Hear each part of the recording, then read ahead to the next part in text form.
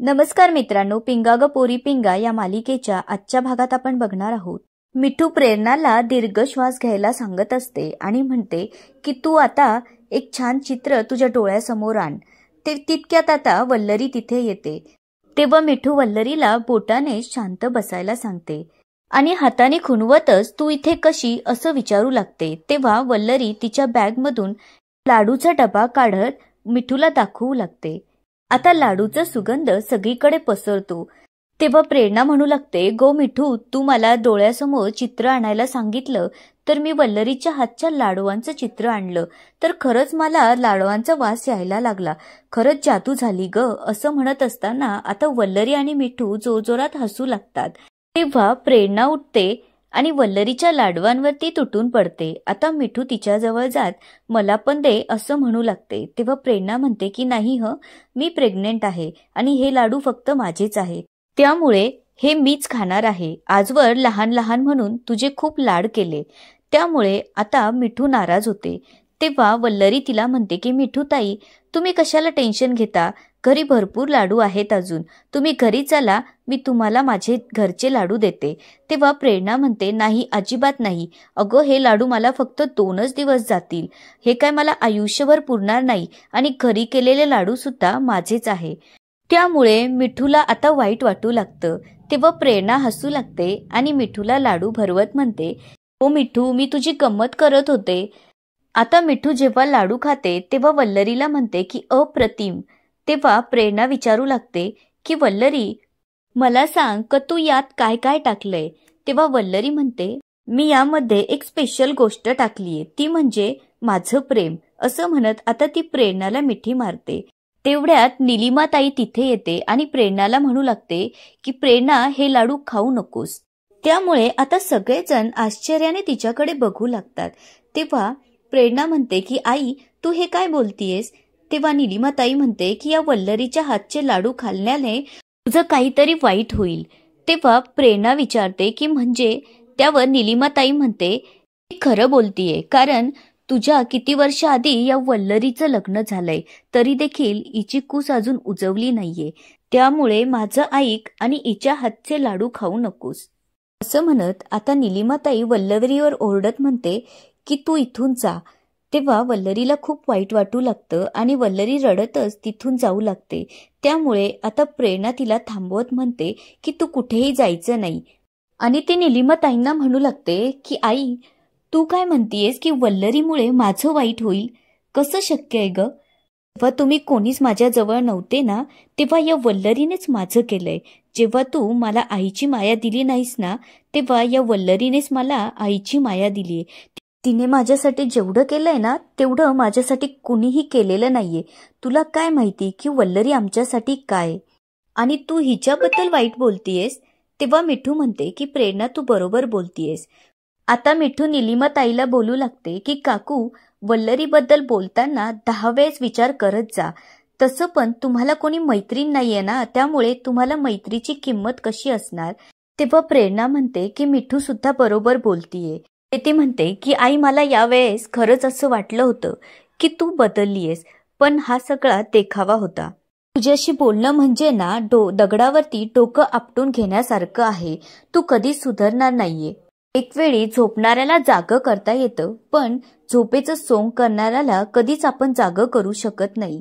तेव्हा निलिमाताई म्हणू लागतात, गो प्रेरणा, मी तुझी आई आहे, मी तुझा का वाईट विचार करेल. हे बघ, तुला जर लाडू खावेशी वाटत असतील तर मला सांग, मी तुला बनवून देते, पण हिच्या हातचे लाडू खाऊ नकोस, कारण ही वांज आहे, वांज. आणि अशा बायका आपल्यासारखंच दुसऱ्यांनाही मूल होऊ नये म्हणून चेटूक करत असतात.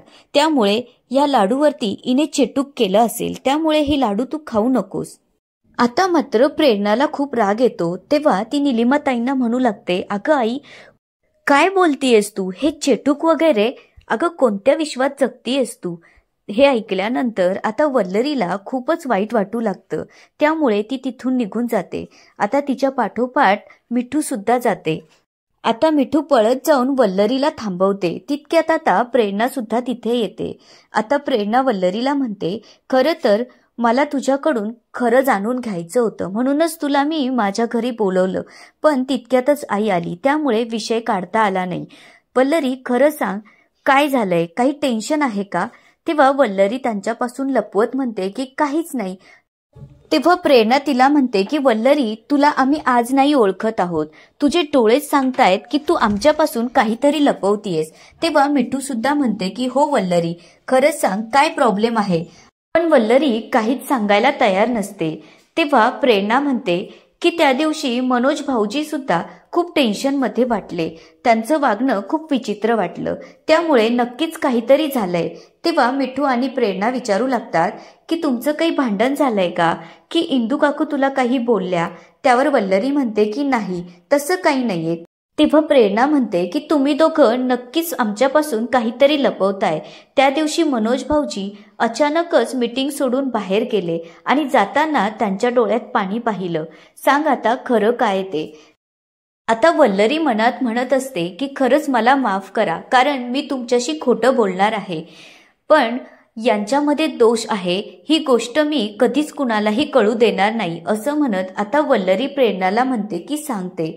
आता वल्लरी प्रेरणा आणि मिठूला सांगू लागते की ती कधीच आई होऊ शकणार नाही, कारण तिच्यात दोष आहे. हे ऐकल्यानंतर आता दोघींनाही मोठा धक्का बसलेला असतो.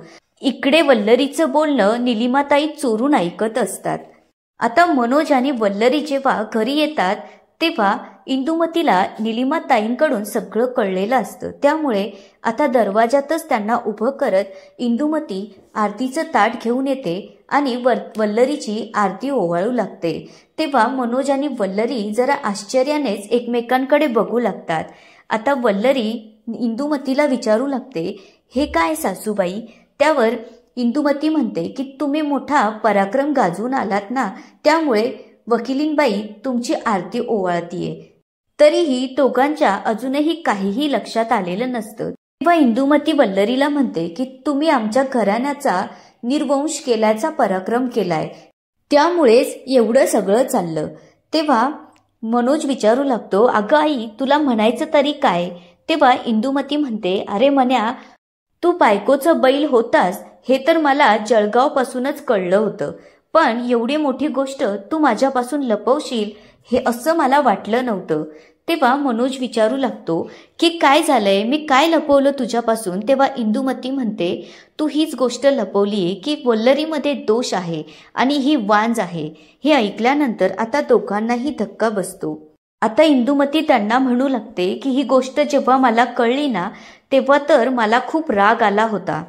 असं म्हणत आता इंदुमती वल्लरी समोर जाते आणि म्हणते की तुला माझ्या महेंद्राचा शाप लागलाय, कारण तू त्याचा संसार उद्ध्वस्त केला आणि माझ्या सुनेला जेलात टाकलं. त्यामुळे पुष्पाचा सुद्धा तुलाच नाही तर पूर्ण घराला शाप लागलाय. हे सगळं तुझ्यामुळे झालं. असं म्हणत आता ती वल्लरीला पांढऱ्या पायाची म्हणू लागते. त्यामुळे आता मनोजला खूप राग येतो आणि तो इंदुमतीला म्हणतो की आई बस कर आता, खूप झालं. अगं, यामध्ये वल्लरीचा काय दोष आहे? मेडिकल कॉम्प्लिकेशन्स कोणालाही होऊ शकतात. जगात काय वल्लरी एकटीच नाहीये. तेव्हा इंदुमती रडू लागते आणि म्हणते, वरून तू मलाच बोल. त्यामुळे आता मनोज वल्लरीला आतल्या खोलीत घेऊन येतो. तेव्हा इंदुमती दरवाजाच्या बाहेर उभी राहून रडू लागते आणि म्हणते, देवा, काय पाप केलं होतं जे माझ्या नशिबी हे आलं. आता दुसऱ्या दिवशी मनोज इंदुमतीला म्हणतो की आई तू गावी जा. तेव्हा इंदुमती म्हणते, तू तर मला गावी हकलण्याच्या मागेच असतो. असं म्हणत आता ती वल्लरीला म्हणते की काय जादू केली हिने तुझ्यावर? तेव्हा मनोज म्हणतो, हे बघ आई, तू वल्लरीला सारखी बोलणार आणि घरात वाद होणार, त्यामुळे घरातला तणाव वाढणार. त्यापेक्षा तू एक काम कर, तू गावाला जा. तेव्हा इंदुमती रडू लागते आणि म्हणते, चांगलंच पांग फेडलं तू. आता वल्लरी तिथे पळत येते आणि म्हणते की कुणीही गावाला जाणार नाहीये आणि हात जोडून ती रिक्वेस्ट करू लागते की या घरात पुन्हा हा विषय नकोय. आता इंदुमती तिथून निघून जाते. तेव्हा मनोज वल्लरीला म्हणतो की वल्लरी, तू कशाला थांबवलंस तिला? तेव्हा वल्लरी म्हणते की त्यांची काहीच चूक नाहीये, वय झालंय त्यांचं आणि म्हातारपणी नातवंडाचं सुख प्रत्येकाला हवं असतं.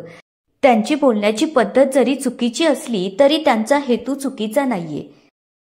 आता काही वेळानंतर मनोज आणि वल्लरी प्रेरणाच्या घरी येतात. तेव्हा मिठू म्हणू लागते की तुम्ही खरंच सेकंड ओपिनियन घ्या.